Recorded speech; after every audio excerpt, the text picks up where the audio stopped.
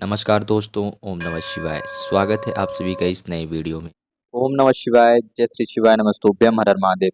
16 श्राद्ध पक्ष में पितृ पक्ष का ये छोटा सा अद्भुत सा उपाय है। इस पितृ पक्ष में हम शिव जी के शिवलिंग पर उपाय करेंगे। ध्यान दीजिएगा, शिव जी वाले उपाय हम पितरों को समर्पित करते हुए यानी कि पितरों के निमित्त पितरों को याद करते हुए शिव जी के शिवलिंग पर यदि हम उपाय करते हैं, इस दशमी तिथि से करना प्रारंभ करते हैं और अमावस्या तिथि तक करते हैं, लगातार कर पा रहे हैं तो अच्छी बात है। अन्यथा हम केवल 1 दिन या 2 दिन इन बचे हुए शेष दिनों में जितने दिन भी करते हैं शिव जी के शिवलिंग पर पितरों के नियमित यदि हम 16 श्राद्ध पक्ष के इस विशेष और दुर्लभ समय में, तो हम सभी को विशेष कृपा प्रदान होती है अपने पितृ देवताओं की और भगवान शिव जी के भी। हमारे जीवन से, हमारे घर परिवार से हर प्रकार से समस्याएं, कष्ट बाधाएं दूर होती हैं, कर्ज जैसी आर्थिक समस्याएं दूर होती हैं, कलेश जैसी जो बुरी समस्याएं वह दूर होती हैं और पितरों की कृपा से हम सभी इस उपाय को करके अपने जीवन में लाभ उठा सकते हैं, भगवान शिव जी की अनुकंपा कृपा प्रदान कर सकते हैं। तो ध्यान दीजिएगा, 16 श्राद्ध पक्ष में पितृ पक्ष में शिव जी के शिवलिंग वाला छोटा सा विशेष उपाय दसवीं तिथि से करना प्रारंभ कर रहे हैं। हम सभी की दसवीं तिथि शुक्रवार को पड़ रही है। आने वाले अन्य वर्षों के पितृपक्ष में दसवीं तिथि किसी अन्य दिन पर पड़ेगी, परंतु इस उपाय को हम दसवीं तिथि से करना प्रारंभ करेंगे। अमावस्या तिथि तक करते हैं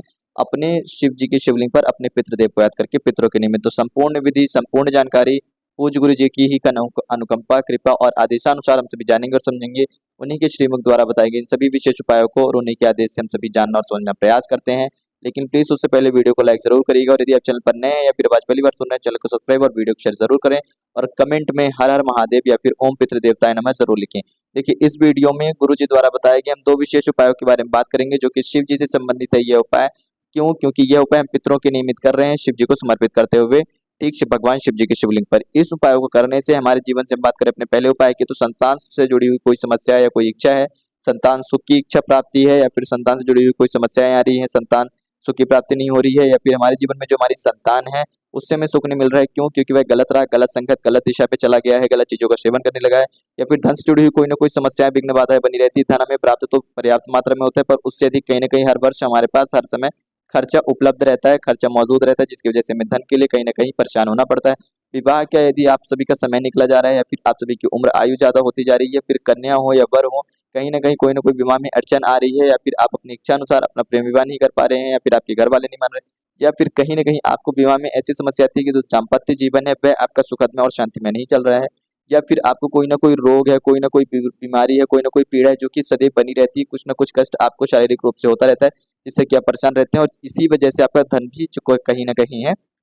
खर्च अत्यधिक होता है या फिर आपके घर परिवार में किसी न किसी व्यक्ति को रोग बीमारी रहती है। तो ऐसी सारी बीमारी, परेशानियाँ, सारी समस्याएँ तब अत्यधिक देखने के लिए मिलती है और इनकी समस्या जो है समाधान नहीं निकल पाता और ये लंबे समय तक चलती रहती है। कब? जब हमारे घर में कहीं न कहीं हमसे पितृ नाराज़गी रहती है, पितृ दोष चलता रहता है या फिर हमसे पितृ रुष्ट रहते हैं। पितृ दोष ना भी हो, परंतु यदि हमारे ऊपर पितृ रुष्ट है, पितृ हमसे नाराज़ है, तो भी हम सभी को इन समस्याओं, इन बाधाओं का सामना करना पड़ता है। तो हम सभी को क्या करना चाहिए? देखिए, इस उपाय को हम, जो पहला उपाय है, इसको हम किसी भी दिन पर कर सकते हैं, चाहे तो लगातार भी कर सकते हैं। क्या करेंगे, हम सभी अपने घर के नजदीक किसी भी शिव मंदिर में जाएंगे और वैसे तो इस उपाय को हम सुबह से लेकर के शाम तक में कर सकते हैं, परंतु प्रदोष काल में करते हैं तो और भी ज्यादा विशेष फलदायक और लाभदायक और शुभ रहेगा। प्रदोष काल में कर लीजिएगा यदि आपके घर के नजदीक किसी भी मंदिर में भगवान शिव जी के शिवलिंग में जल चढ़ाने की अनुमति हो। अन्यथा नहीं है तो आप सुबह के समय पे करें, वरना आप सुबह से शाम तक में तो इस उपाय को कभी भी कर सकते हो। बात क्या करनी है, यह उपाय जो है आप अपने पितरों के निमित्त कर रहे हैं, पितरों को समर्पित करते हुए कर रहे हैं भगवान शिव जी के शिवलिंग पर, अर्थात शिव जी के शिवलिंग पर जाकर के, शिव जी के मंदिर पर जाकर के अपने पितरों को याद करते हुए शिव जी को समर्पित करेंगे ये उपाय, और साथ ही साथ अपने पितरों की तरफ से शिव को समर्पित करेंगे ये उपाय, ताकि पितरों को सुख और शांति मिले, ताकि आपके घर में जो भी बाधाएं आ रही हैं पितरों की कृपा से वह दूर हो, और भगवान शिव जी को भी याद करेंगे ताकि आपके घर में आपको एक शक्ति और एक ऊर्जा मिले, आपके घर में ऐश्वर्य वृद्धि हो रहा है, आपके घर से हर प्रकार के कष्ट बाधाएं दूर हो, पितरों की आपके घर परिवार पर और आपके पितरों पर भगवान शिव जी की अनुकंपा कृपा बनी रहे। क्या करेंगे, 1 से 2 चम्मच शहद लेंगे और काले तिल के दाने। काले तिल के दाने कितने लेने हैं तो संख्याओं का कोई विशेष नियम नहीं बताया गुरुजी ने। काले तिल के दाने हम अपनी इच्छा अनुसार ले सकते हैं। शहद और काले तिल एक बराबर लेंगे ताकि हम शहद और काले तिल को दोनों को मिला करके एक घोल तैयार कर लें, लेपन तैयार कर लें। काले तिल हमें पीसना नहीं है, केवल काले तिल के खड़े दाने रखने हैं और शहद और काले तिल को मिला करके अच्छे से हम क्या करेंगे कि अपने घर के नजदीकी जिस भी शिव मंदिर में जाएंगे वहां पर अपने सीधे हाथ से हमारे पास जो काली तिल और शहद था इन दोनों को आपस में मिला करके लेपन करके हम सभी भगवान शिव जी के शिवलिंग पर यहाँ पर लेपन करेंगे। ध्यान दीजिएगा कि माता जगत जननी जी के हस्त कमल पर यहाँ पर स्पर्श ना हो, केवल और केवल भगवान शिव जी को ही स्पर्श हो। पितरों के निमित्त यह उपाय कर रहे हैं तो कहाँ पर होगा, ध्यान दीजिएगा इस बात का कि माता जगत जननी जी का हस्त कमल है, यहाँ पर स्पर्श नहीं होना चाहिए। जब हम लेपन करें केवल शिव जी के शिवलिंग पर ही ऊपर हो, उसके ऊपर स्पर्श होना चाहिए। और जब हम यह लेपन करेंगे उस वक्त हम लगातार निरंतर अपने पितृ देवताओं का नाम जाप जो है वह करते रहेंगे। क्या नाम जाप करेंगे? ओम पितृदेवाय नमः, ओम पितृदेवाय नमः। इसी नाम जप का मात्र, केवल और केवल इसी नाम मात्र जप का हम जप करते हुए भगवान शिव जी की शिवलिंग पर काले तिल और शहद का हम सभी को अच्छे से लेपन कर देना है। काले तिल और शहद मिश्रित हम सभी ने अपने सीधे हाथ से लेपन कर दिया है। ठीक उसको हम चाहेंगे तो हर प्रकार से निकाल दे, बचा हुआ जो हमारे हाथ में जो शहद और काले तिल लगा रह जाएगा उसको हम लगा रहने दें। ठीक, अब हम ठीक उसी हाथ से क्या करेंगे कि बचे हुए हाथ से अपने हाथ में जो काले तिल और शहद लगा हुआ है उसको लगा रहने दें, और उसके बाद हम इस जल को लेंगे या इस जल के पात्र से हम क्या करेंगे, भगवान शिव जी की शिवलिंग का अभिषेक करेंगे। यदि आप दूसरा कोई जल लाए हो या कपड़ा हो तो उससे आप अपने हाथ को साफ कर सकते हैं। इस जल के पात्र को लीजिएगा, तांबे के लोटे में जो एक लोटा शुद्ध जल लाए हैं, हो सके तो प्रयास करें ये जो जल लाए हैं आप अपने घर के मटके परिंदे वाले स्थान से लेकर के आए हो, और प्रयास क्या करना है, आपको लेकर के ही जाना है, क्योंकि आप अपने घर के बाहर से किसी भी स्थान से जल मत लीजिएगा। मंदिर में यदि नल वगैरह की सुविधा हो तो वहां से भी जल नहीं लेना है, आपको जल अपने घर से ही लेकर के जाना है। इस बात का थोड़ा सा हमेशा याद रखें, और थोड़ा सा हमेशा परिश्रम और थोड़ी सी तपस्या जरूर रूप से करा करें जब भी कोई उपाय करते हैं, जब भी कोई क्रिया करते हैं, भगवान शिव जी को समर्पित करते हैं। तो जल घर से लेकर के गए हैं, और इस जल से जब आप अभिषेक करेंगे, अब आपका नाम मंत्र जो है परिवर्तित हो जाता है।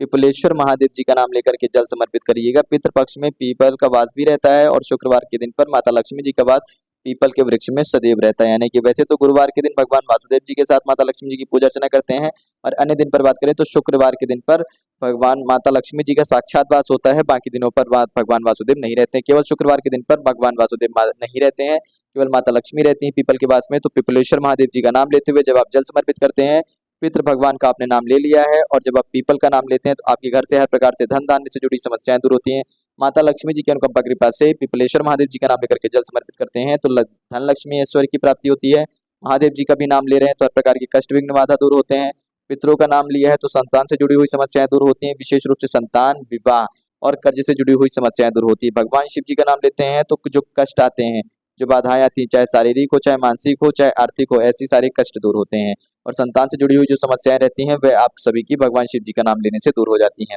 और आर्थिक समस्याएं माता लक्ष्मी जी का नाम लेने से दूर होती है। तो यह सारे पिपलेश्वर महादेव जी का नाम लेते हुए संपूर्ण एक लोटा शुद्ध जल भगवान शिव जी की शिवलिंग पर आप सभी को समर्पित कर देना है। आप सभी के जीवन से जो भी कष्ट हो, जो भी बाधा हो, उसके लिए आप विशेष रूप से प्रार्थना याचना भी कर सकते हैं। संतान से संबंधित कोई भी इच्छा मनोकामना हो, विवाह से संबंधित हो, धन से संबंधित हो, रोग से संबंधित हो, कर्ज से संबंधित हो, किसी भी चीज से संबंधित कोई भी आप सभी की इच्छा मनोकामना है, उसके लिए आप सभी प्रार्थना याचना कर सकते हैं।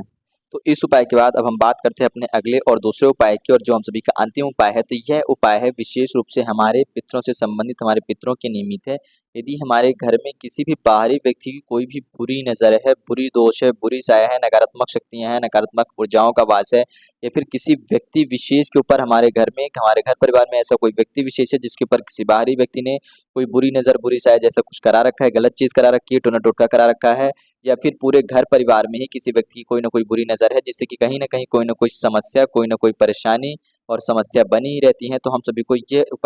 यह जो पितरों के निमित्त छोटा सा उपाय जरूर रूप से करनी चाहिए। अपने घर से हर प्रकार की नकारात्मक शक्तियों को दूर करने के लिए, हर प्रकार की बुरी शक्तियों को दूर करने के लिए, हर प्रकार से नकारात्मक प्रभाव को खत्म करने के लिए क्या करेंगे, ध्यान दीजिएगा। हम सभी को आवश्यकता होगी हर प्रकार के नकारात्मक प्रभाव को खत्म करने के लिए थोड़े से नमक के टुकड़े, यानी कि जो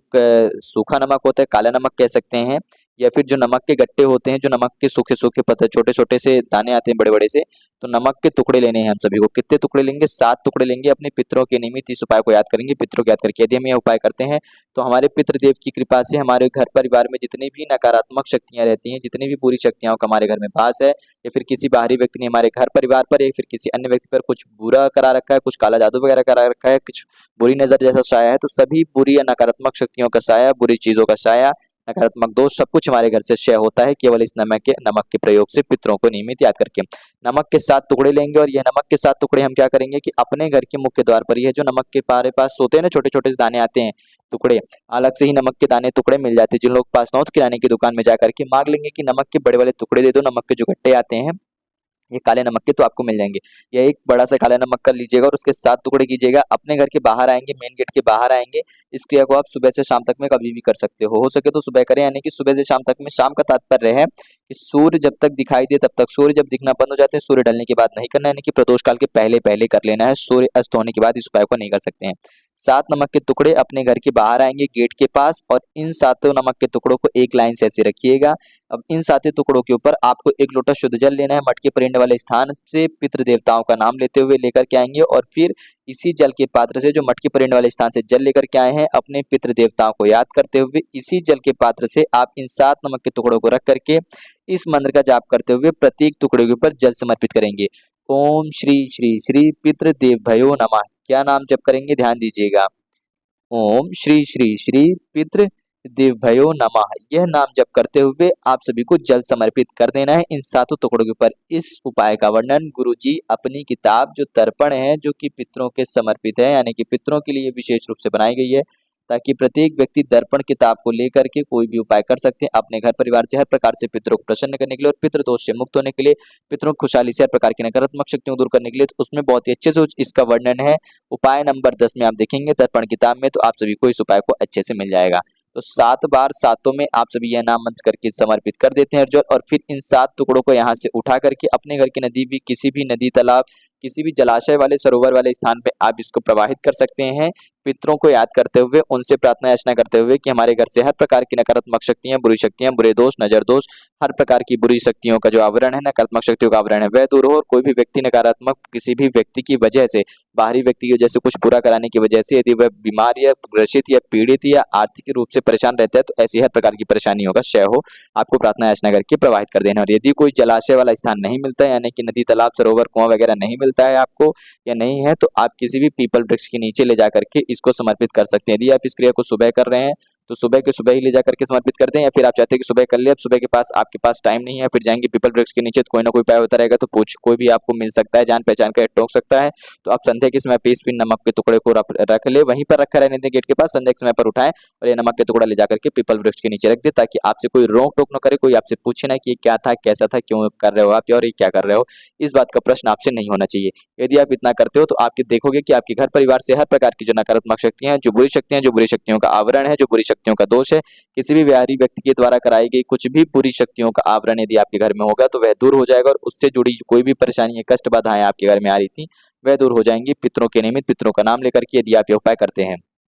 हाँ, एक बात और ध्यान रखिएगा, इस उपाय को करने का एक नियम है कि आपको इस उपाय को लगातार 3 दिन तक करना है। अब वह 3 दिन कौन से हो सकते हैं, तो या तो सबसे पहले गुरुजी ने इस उपाय को करने के लिए 3 सोमवार कहा है, तर्पण किताब में भी सबसे ज्यादा महत्वता दी गई है, तो सोमवार के दिन को दिन गई है। तो अभी सोमवार का दिन आने में आप सभी का समय है, जो कि 30 तारीख को पड़ेगा इस वर्ष की पितृपक्ष में। तो एक ही सोमवार रहेगा पितृपक्ष का, फिर उसके बाद अगले सोमवार तो पितृपक्ष में नहीं पड़ेंगे, तो आप क्या करेंगे, कोई बात नहीं है, एक सोमवार आपका पितृपक्ष में पड़ जाएगा और बाकी के दूसरे सोमवार जो नवरात्रि में रहेंगे आप उसमें भी कर सकते हैं, यानी कि लगातार 3 सोमवार पे करना है। ध्यान दीजिएगा, इस उपाय का मतलब इस चीज से लेना देना नहीं है कि आप पितृपक्ष में ही कर रहे हैं, इस उपाय का लेना देना इस पात्र से है कि केवल आप अपने पितृ देवताओं को याद करके कर रहे हैं, चाहे तो 3 सोमवार कर लें या चाहे तो 3 शनिवार करें। कैसे, ध्यान दीजिएगा, 3 सोमवार कर सकते हैं या फिर 3 शनिवार कर सकते हैं, ये 2 विशेष दिन है जो कि आप घर से शनिवार के दिन करेंगे तो हर प्रकार से नकारात्मक शक्तियां खत्म हो जाएंगी, और सोमवार के दिन करेंगे तो नकारात्मक शक्तियां तो खत्म होंगी। साथ ही साथ आप सभी घर में भगवान सूर्यदेव की अनुकंपा कृपा से आप सभी को तेज, ऐश्वर्य,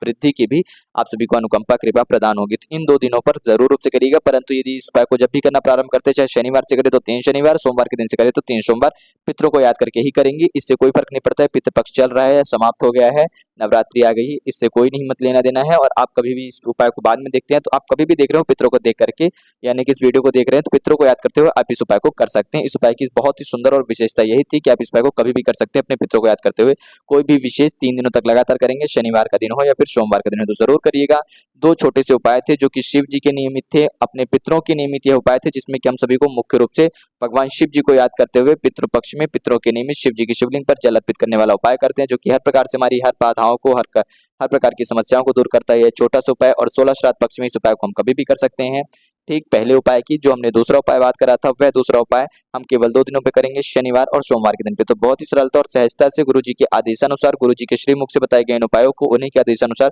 आप सभी को बहुत ही सरल और सहज रूप से बताया गया है। वीडियो पसंद है तो वीडियो को लाइक करें और कमेंट में हर हर महादेव या ओम पितृदेवाय जरूर लिखें, और वीडियो को, चैनल को सब्सक्राइब और वीडियो को शेयर जरूर करिएगा, ताकि और भी व्यक्ति आने वाले देख सके और वह भी अपने जीवन में इस उपाय का लाभ उठा सके। जय श्री शिवाय, नमस्तुभ्यम, हर हर महादेव, ओम नमः शिवाय।